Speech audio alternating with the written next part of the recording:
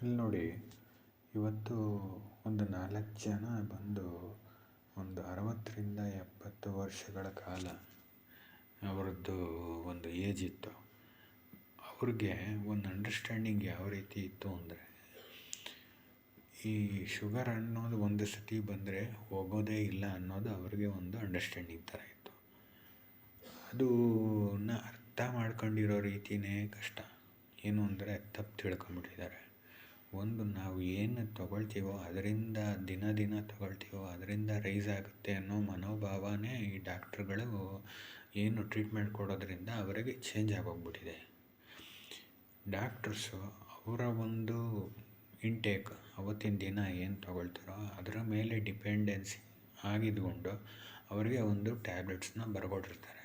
ಆದರೆ ಅವರಲ್ಲಿ ಒಂದು ಸ್ವಲ್ಪ ಚೇಂಜ್ ಮಾಡಿಕೊಂಡು ಊಟದಲ್ಲೇ ಆಗಲಿ ಅಥವಾ ತಿಂಡಿನಲ್ಲೇ ಆಗಲಿ ನೈಟ್ ಏನು ತೊಗೋತಾರಲ್ಲ ಅದರ ಮೇಲೆ ಡಿಪೆಂಡ್ ಆಗಿದ್ಕೊಂಡು ಇವಾಗ ಚಪಾತಿನ ಬೇರೆ ಥರದಲ್ಲಿ ಏನಾದ್ರು ತೊಗೊಳ್ಳೋದು, ಮಿಕ್ಸ್ ಮಾಡಿಬಿಟ್ಟು ಬೇರೆ ಹಿಟ್ಟಿನ ಜೊತೆ ತೊಗೊಂಡಾಗ ಫೈಬರ್ ಕಂಟೆಂಟ್ ಬಂದಾಗ ರಾತ್ರಿಗೆ ಬೆಳಗ್ಗೆ ರೀಡಿಂಗ್ ಕಡಿಮೆ ಆಗುತ್ತೆ. ಆ ಒಂದು ಥಿಂಕಿಂಗ್ ವೇ ಅಥವಾ ಒಂದು ಯೋಚನೆಯಲ್ಲೇ ಇವತ್ತಿನ ದಿನ ಇಲ್ಲ. ಅದೇ ಬಂದಿರೋ ದೊಡ್ಡ ಪ್ರಾಬ್ಲಮ್.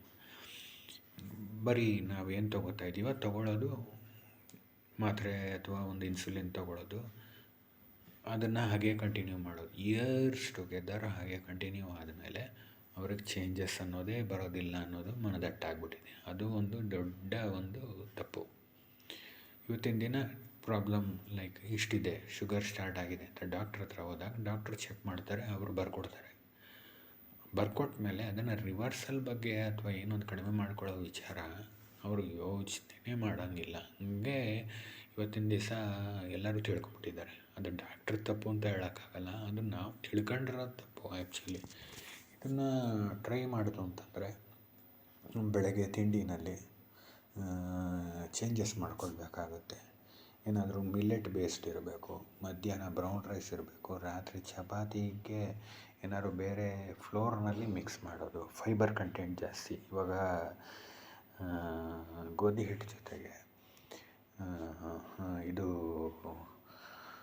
ಫೈಬರ್ ಕಂಟೆಂಟ್ ಇರೋವಂಥ ಕಡಲೆ ಹಿಟ್ಟು ಅಥವಾ ಸಜ್ಜೆದು ಮೇಯ್ನಾಗಿ ಮಿಲೆಟ್ ಬೇಸ್ಡ್ ಬಂದುಬಿಡ್ತು ಅಂದರೆ ಡೆಫಿನೆಟಾಗಿ ಶುಗರ್ ಲೆವೆಲ್ಸ್ ಕಡಿಮೆ ಆಗುತ್ತೆ.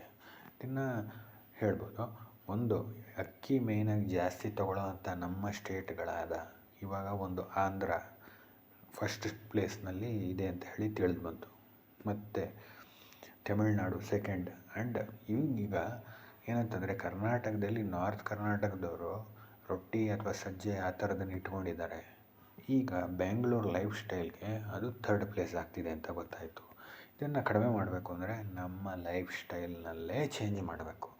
ಅದಾಗಿ ಚೇಂಜಸ್ ಮಾಡ್ಕೊಳ್ಬೇಕಾಗುತ್ತೆ.